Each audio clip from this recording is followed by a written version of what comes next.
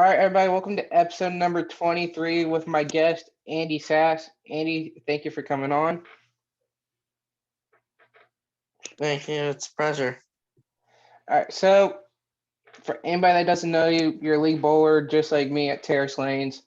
So, what got you into bowling? Well, bowling's been in our family since my dad's dad. He started bowling. He got my dad into bowling, and eventually I got into bowling, and it's just continued. So, what is one of your favorite things about it? Just the excitement of getting better and eventually, hopefully, getting to the pro tour and maybe winning something there. So, what does it feel like though, with how powerful of a shot you got whenever you completely just, I don't even know what you would call it, but just annihilate the pocket? Well, it's weird because I throw a urethane ball. It's mostly known that reactive balls would do that, but to think I can get a ball to do that, I mean, I find it very interesting. So, when you do when you do push back all 10 like that, just what is that feeling like for you? It feels really good just because I know I executed my shot correctly, and I hope to do that again the next frame. So just curious though, what is the feeling for you whenever you have a great shot and then you leave something like a 7 or a 10 pin? I know that I may have just been off by a little bit, and that I did throw a good shot, and sometimes the pins just don't want to mix. All right. So with you being so young as you are, only being what, 14? Yeah. So how much has it helped you getting to do things like youth adult tournaments or like pro-ams like in the past when they have them here and you're against people that have more experience than you and you're able to kind of feed off that competition and able to compete against that? I mean, it's interesting because it gives me something to work towards, no matter if I'm on a house shot or if I'm on a sports shot. It will always give me something to work for. So, Kai, speaking of that a little bit, how funny is it whenever you're bowling with your dad and you beat him? I mean, it sometimes happens, sometimes doesn't happen, but I like to spend time with my dad, and that's one of the greatest ways we do it. All right. So, one of the things you brought up was sport shots and house shots. So, what is the biggest difference that you can tell people on here that you see between a house shot and a sport shot that nobody else really sees? Well, a sports shot, no matter what sports shot you bowl on, it's going to be harder. It's not going to be any form of easy, and it could take you in a big tournament. It could take you 1, 2, 3, 4 games to figure out what you got to do. But once you do figure out what you got to do, it feels very satisfying, and you feel like you could definitely do it. So, this past weekend, watching you at that tournament with you being on the same lane as me, like you could just see yourself just watching what is going on, kind of like looking what the lane's doing. What do you kind of see as a tournament or as league progresses on the lane? Well, it's it's interesting because obviously both no matter if you're on a house shot or sports shot, they're both going to transition. But after that first game of this prior tournament, it seemed like it transitioned very, very, very fast, and that may obviously it will make it really, really hard. So for people that don't really know much, how much does have first of all having like different bowling balls to react help you with your game, and then also how much does oil patterns kind of play a factor to this? Well, I mean, what ball you use really can depend on what how much oil is on the lane, or how long the pattern is. And you see people on tour, you don't really see much urethane, unless maybe you see them on one of the really short animal patterns. That's where you might see a lot of urethane. You might see a small bit of reactive on the tour, but it's interesting because it seems like they can all play the lane and it all just works. So for anybody that doesn't know, what's the difference between reactive and urethane? So the core is different, and the way the the way the ball reacts with a reactive, it'll react a lot more. While a urethane ball, it's something, some people use it for spares, some people use it, like giving myself and yourself, we both use it on a daily basis. But some people just they learn to play a shot a certain way and it clicks for them. All right. So what made you decide to switch to bowling two-handed? Um, well, it was I fooled around doing it on Friday nights. It was something I always enjoyed doing, but I noticed I got pretty good at it, and I maybe my dad recognized it. I'm not sure, but eventually the question came up from my dad: do I want to switch to two-handed? And I decided I wanted to commit to it, and ever since that's what I've been doing. So is it ever difficult at all transitioning to two-handed from one-handed, at least for you? It was mostly because I get a lot more reps on the ball than I did before, so I have to, like, I may have been playing one line one-handed with a reactive ball. I now have to throw a urethane ball on that same line to do the same thing. So it's kind of different, and it provides a little more of a challenge that I have to change my bowling ball and the way I throw it to get the ball to do the same thing. So I'm just kind of curious of your opinion about this now. I was talking about this with your dad Sunday at the tournament, and it was he said PBA oil patterns are getting easier and easier for these guys now. Do you think that's true?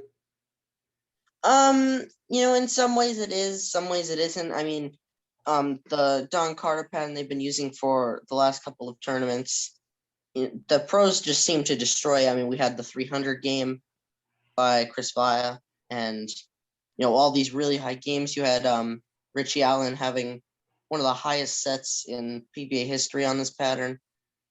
Um, Sometimes it can get pretty easy for the pros. Sometimes they can just get into the zone and make make a lot of great shots, and it seems like they never miss.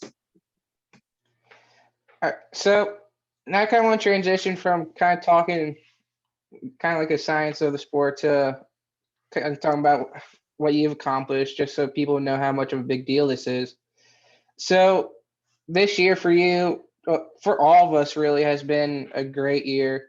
And one of your first biggest accomplishments this year was the 700 set. What was that feeling like for you? Um, it was pretty crazy because like I had come close to a 700 set multiple times, and I knew in some part of my head I knew it was definitely possible. And one day I guess my brain just told myself we're gonna shoot 700 today, and I managed to execute correctly, and I got pins were nice to me, and I managed to do it. So same thing with that 751. With that getting you also to the board, what was that like for you? Um, well, that's been a huge dream for me. Ever since I found out Terrace had one. Um, it was considering those records hadn't changed for so long. It's nice to see like new generations making our center better and better. And we all get better, and we all give ourselves a higher thing to shoot for. So in that 751 set, with you coming so close to 300, so I don't know about you, but when I had mine 300, that was nerve wracking. I didn't really see my last shot, to be honest. What was it like for you when you were that close? I was definitely jittery. I was definitely getting nervous because the farthest I'd ever gotten to that point was the 279 I had. I don't know how it was a while before that. I was worried my knees were gonna buckle. Um, but yeah, it was very nerve wracking, and I just tried to tell myself don't throw it too slow, don't throw it slow, just make sure you throw it the same right speed. And Yeah, 300 just wasn't in the cards. So have you actually like bowled a 300 like no tap, or has it just not come yet at all? No, I've had 2 300 no taps, but yeah, without no tap, 289 is the closest I've come to it. Right. So speaking of no tap, one of the tournaments that I know we had both entered in was that 9-pin no tap at Greenmount, and you came up second with a 744 set. And what do you think that just shows about the growth of the sport, especially in this area, when you're able to do that great and come up short? Well, it just shows that we have some very very good bowlers all around our state, and we're all getting to a point where um I feel like it's we're gonna have elite Division 1 bowlers. I'm sure people we saw at the high average tournament, I'm sure they're gonna get to be good bowlers, and hopefully we'll all get to that elite level someday. So speaking of that high average tournament, what do you think that shows about what you're capable of to first off go from having a day that looked like it's going to be, to be honest, not your best, to then turn it around and place in third? What do you think that shows how good your game actually is? I mean, it just shows that even if you shoot a terrible game, if you tell yourself you can bounce back, you're gonna bounce back. You're gonna throw a good game. And I did come back that second game. It was nice to feel a lot more accomplished that at that point in the tournament. So, how much mentally do you think this sport is? Because I don't think many people realize it's not just throwing a ball down the lane. There's so much more. How much more of a mental game do you think this is that people don't really realize? Well, I mean, a mental game is huge when you think about even if it's just a league match. It's huge if you're trying to win the game, you're trying to win total wood. It could get to you, and the hardest part of bowling is figuring out how to stop your nerves and figure out how to just execute the shot you're gonna throw. So, how much work that has it taken you to get to the point you're at, having the highest average in the house, doing having one of the highest averages in the state also? How much work has it taken you to come to this point at such a young age that people don't really realize?